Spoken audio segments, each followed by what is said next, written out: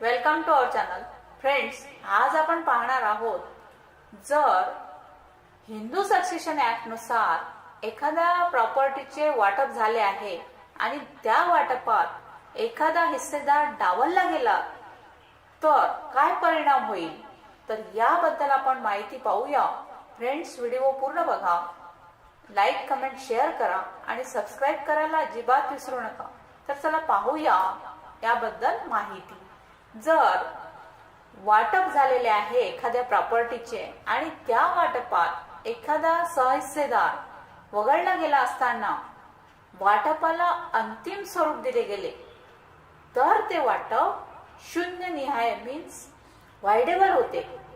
त्यामुळे ते वाटप पुन्हा केले जाणे आवश्यक असते. इतकेच नाही तर जर गर्भात मूल असेल, एखाद्या स्त्रीच्या गर्भात मूल असेल आणि ती सहहिस्सेदार असेल आणि ते वाटपानंतर ते मूल जन्माला आले तरी फेरवाटप केले जाते. आणि तर फ्रेंड्स, ही होती जर प्रॉपर्टीचे वाटप झाले आणि त्या वाटपामधून एखाद्या सहहिस्सेदाराला वगळण्यात आले तर त्याबद्दलचे उत्तर. थँक्यू.